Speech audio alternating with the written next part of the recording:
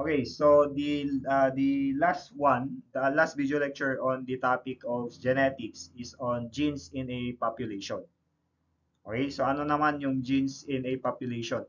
Yung pag-discuss kasi natin, um, or yung tinitignan kasi natin is yung genes sa individual na animal.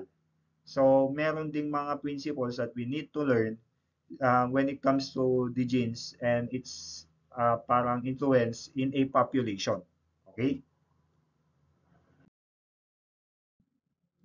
So, yun yung i-discuss ngayon. Ano nga ba yung population and bakit kailangan na i-discuss natin kung ano yung ah, um, role ni gene within a population. Kasi nga, when it comes to animal science, hindi lang naman iisa, hindi lang naman dadalawa na animal yung tinitignan mo.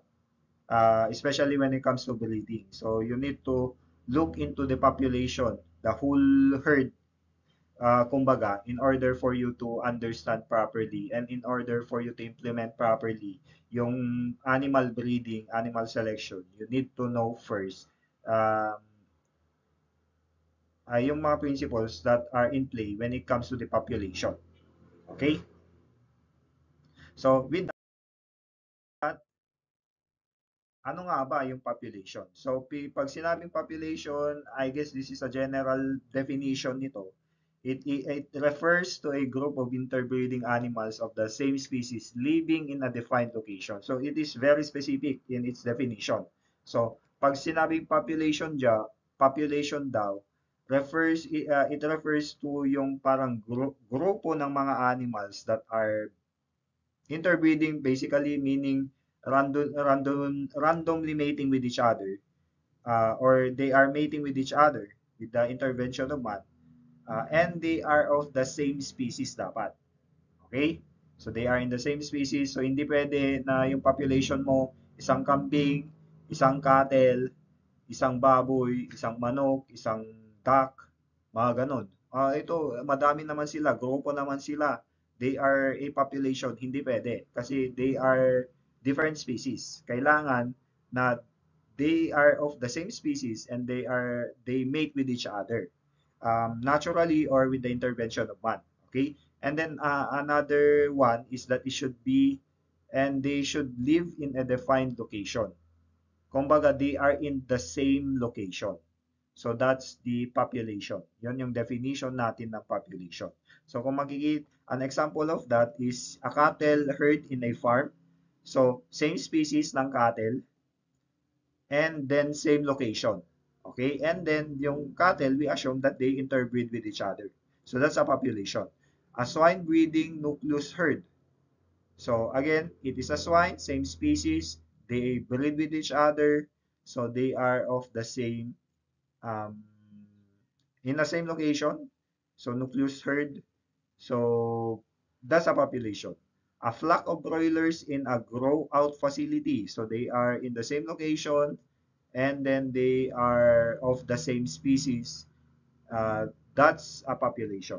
Okay, so yun yung ibig sabihin ng population. So, again, you could say that your class can be a population because you are of the same species.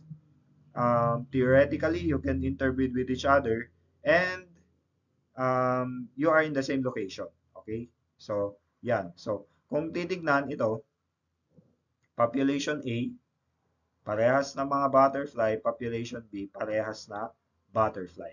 Okay? So, yan yung ibig sabihin ng population. So, we are clear with that.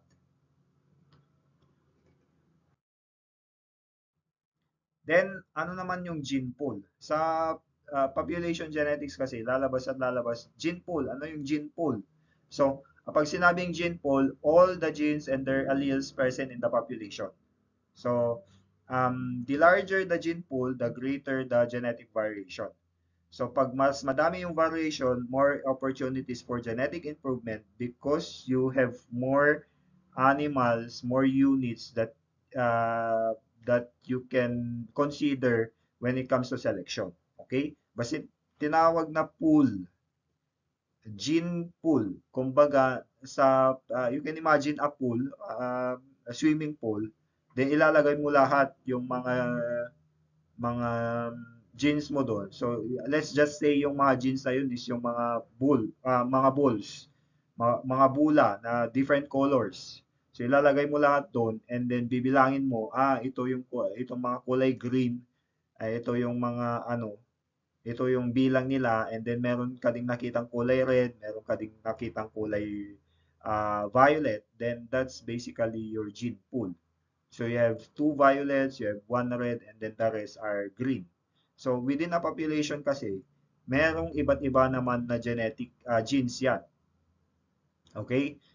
In some cases, pare-pareha sila na kulay green, but in other cases, you can say that some of, like for example, ditong diagram na ito, that some frogs, um, sabihin na lang natin iba yung genes, kaya kulay red, some frogs are kulay violet, and then the rest are kulay green.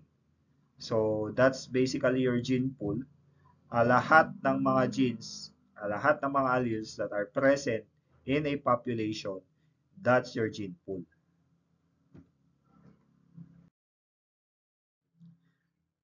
Ngayon, sa population genetics, meron tayong tinatawag na gene and genotype frequencies.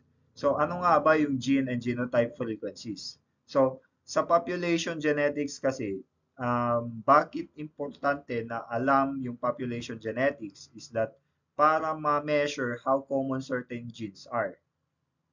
Kasi basically from this point, ang tinitignan lang natin is individual na animal or individual na example. So, pag sa population, again, you are looking into the population, meaning you are looking into different or a number of animals. Kasi nga, yung definition natin ng population, dapat group ng animals or group of living organism. So, minimeasure through gene or allele and genotype frequency. So, allele frequency or gene frequency and yung genotype frequency. So, first, let's go sa gene or allele frequency. Proportion of a particular allele in the gene pool. Example, frequency of polled allele versus horde allele in cattle. So, anong ibig sabihin nito? So, ang ibig sabihin lang ng uh, gene or allele frequency, pag yung isang gene, ganyan, for sabihin na lang nating horned, yung may sungay. Okay? Pag dominant, sabihin na lang na, ay baliktad pala, pero an example lang, for dominant A, horn, or yung merong sungay na animal. And then for recessive A, sabihin na lang natin yung polled. Pag sinabing polled kasi, walang sungay. Okay? So yan, yan yung gene, yan yung gene or yan yung allele natin. So ang gagawin lang kasi, bibilangin lang. Bibilangin lang within a population kung ilan yung merong allele na horn, ilan yung merong allele na polled. Ganun lang. And then i-divide within the population itself. Yeah, the total number of na nandun sa population. Okay? So, kung titignan natin itong nasa diagram, mini-measure. So, bibilangin kung ilan yung dominant na W. So, 1, 2, 3, 4, 5, 6, 7, 8, 9, 10, 11, 12, and then 13. So, 13 yung merong dominant na W. And then, ilan lahat ng genes na nandun. So, 13, 14, 15, 16, 17, 18. So, 18 lahat. The total number of genes or alleles na nandun. So, 18. So, 13 divided by 18, that is equal to 0.72. So, yung allele frequency for dominant allele na dominant W natin is 0.72. Okay? So, gets? Yun lang yung gagawin. So, bibilangin lang. Bibilangin lang yung genes with the allele, specific allele within the population, and then i-divide to the total alleles in that population, and then makukuha mo na yung allele frequency. Ganon din sa recessive allele natin, yung W. So kung titignan ito, isa, dalawa, tatlo, apat, at saka lima. So 5 divided by 18, that's 0.28. So the allele frequency for the recessive W natin is 0.28. Okay, so gets yung gene or allele frequency. Ganun lang yung pag-compute doon. And pinaka-simplest na explanation. Okay?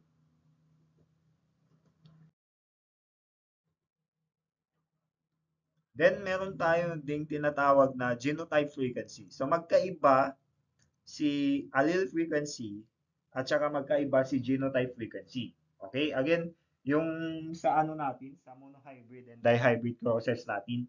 So 'di ba, ma-compute natin, kino-compute natin, ito yung genotypic ratio, ito yung phenotypic ratio, magkaiba palagi. Okay? Ganon din sa allele frequency, gene frequency, and then genotype frequency. So, pag sinabing genotype frequency, proportion of animals with a particular genotype.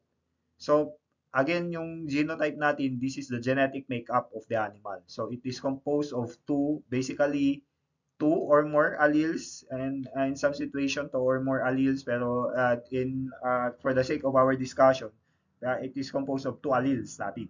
Okay? So, example, proportion ng ano nga ba yung yung three types of genotype natin? You have yung homozygous dominant. So, proportion ng homozygous dominant, pag sinabing homozygous dominant, dalawang dominant allele yung nandun sa genotype. You also have heterozygous. Again, pag sinabing heterozygous, you have one dominant allele and then one recessive allele. And then, pag sinabi namang homozygous recessive, you have two recessive allele doon sa genotype. Okay, yun yung bibilangin naman. Hindi na yung individual na allele. Yung bibilangin sa gene or allele frequency kasi, yung binibilang is yung individual na allele. Ngayon, dito sa genotype frequency, yung binibilang is yung genotype mismo. Okay? So, kung titignan, ilan yung ano natin, total natin, isa, dalawa, tatlo, apat, lima, anim, pito, walo, at saka siyam. So, a total of 9 natin na population. So, paano gagawin? Titignan lang kung ilan yung dominant, ilan yung homozygous dominant, ilan yung heterozygous, and then ilan yung homozygous recessive. So, kung titignan, ilan yung homozygous dominant? 1, 2, 3, 4, 5, 6. So, 6 out of 9. So, 6 divided by 9, that's 0.67. So, the frequency of homozygous dominant is 0.67. Ngayon, tignan natin naman yung heterozygous na genotype. So, ito, isa lang. Okay? So, 1 divided by 9, that is 0.11. So, that genotype frequency for heterozygous is 0.11. And then, ilan naman yung homozygous recessive? Isa, dalawa. So, 2 divided by 9, that is 0.22. So, the genotype frequency for um, our homozygous recessive is 0.22. Okay? Ganon lang yung pagbilang, pag-compute for allele frequency at saka genotype frequency. Ngayon, we can also look into the phenotype frequency, phenotypic frequency na tinatawag. So, parang same principles lang. Pag sa gene or allele frequency, yung binibilang is yung mismong allele, yung individual allele. And then sa genotype frequency, yung binibilang is yung genotype doon sa population. Sa phenotype frequency naman, ang binibilang is yung phenotype or yung trait or yung observable characteristic or trait na nakikita. So, itong population natin ng 9 na flowers, ilan yung nakikita ninyong phenotype? You have violet and you have white. Or ano yung nakikita niyong phenotype? You have violet and you have white. So, ang gagawin lang sa phenotype frequency, bibilangin lang kung ilan yung violet, and ilan yung white, and then i-divide to the total number doon sa population. So like for example, ilan yung violet natin? 1, 2, 3, 4, 5, 6, 7. So the frequency of purple na phenotype doon sa flower natin is 7 divided by 9 or 0.78. Now, we have two white flowers. So the frequency of phenotypic frequency or phenotype frequency for white flower is 2 divided by 9, that is equal to 0.22. So ganun lang yung pagbibilang for in it again ito ano to anong tawag dito? Pinaka basic na example. So you also need to consider the dominance relationship. If it is incomplete dominance, if it is complete dominance, if it is codominance, and mag-iiba yung frequency. You also need to consider that there are factors like for example mutation, selection, migration that are in play that will influence yung frequency nitong mga genotype natin, phenotype, allele frequency. So, pag nag-third year na kayo, during your breeding classes, major, makikita doon, maintindihan na there are factors that are in play that will make or that will change yung frequency. It can change the allele frequency, it can change the genotypic frequency or the phenotypic frequency. Pero ganun lang. In a basic standpoint, ganun lang yung pag ganun lang yung principle ng frequency nga. Ganun lang. Bibilangin lang kung ilan yung ganito and then i-divide to the total number. So, yan. Yan yung difference ni genotype, ni phenotype, and ni allele frequency. So, I hope na naintindihan. I hope na alam na yung difference between allele, alam na yung difference between phenotype, alam na yung difference between genotype.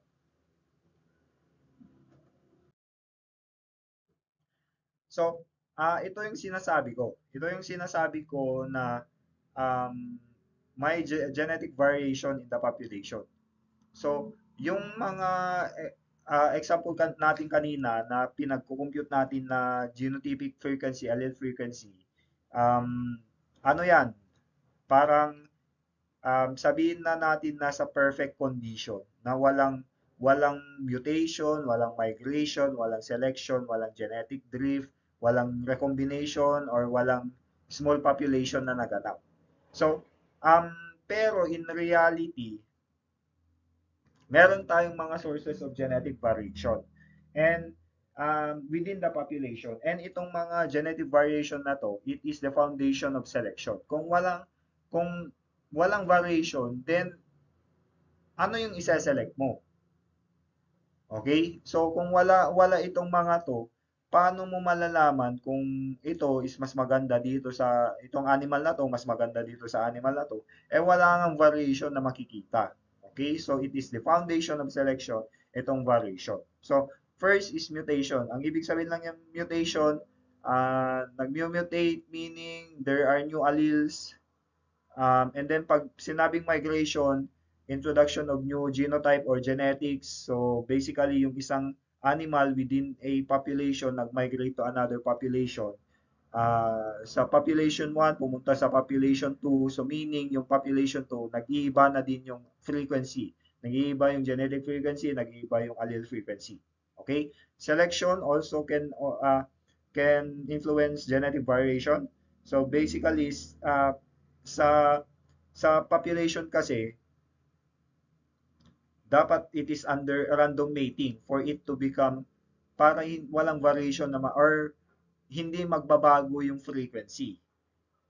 Pero pag meron ng selection with the intervention of man kasi ang mangyayari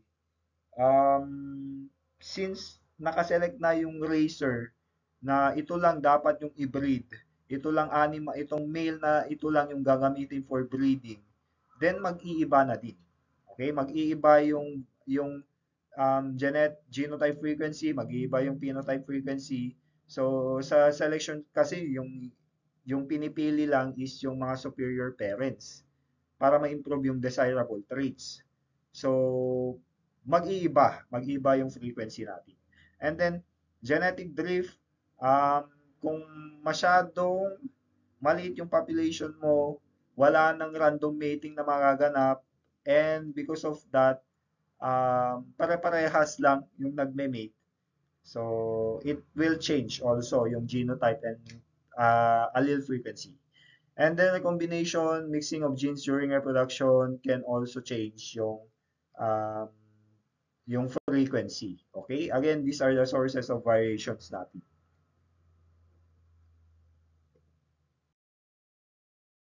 So, with that, meron kasi tayong tinatawag na Hardy-Weinberg equilibrium. So, ang Hardy-Weinberg equilibrium, basically, if a population is in genetic balance, pag yung allele frequency niya at saka yung genotype frequency niya remain constant across generation. Okay? Pare-parehas lang from one generation sa parent mo, ganito yung allele at saka genotype frequency, then pumunta sa iyo sa next generation, ganun din yung allele at saka genotype frequency, and then to the next generation and so on and so forth. That's basically your Hardy-Weinberg equilibrium. So, walang evolution na magaganap. Yung mga sources of variations natin, yung mutation, yung selection, yung migration, at iba pang sources, iba pang factors, wala na. Okay? Wala yung mga yon. So, ang condition natin for Hardy-Weinberg equilibrium is that dapat random mating, so walang selection, and then large population size dapat para maging random mating. No selection, so walang intervention ng man, no migration din, walang lilipat from other population, and then walang mutation na magaganap. So, basically, ang ibig sabihin nito, kung ano yung itsura ng mga angkan mo noon, ganun pa rin yung itsura mo at ng mga angkan mo ngayon. Okay? Ganun yung Hardy-Weinberg equilibrium. Walang evolution na naganap, walang changes sa allele at saka genotype frequency.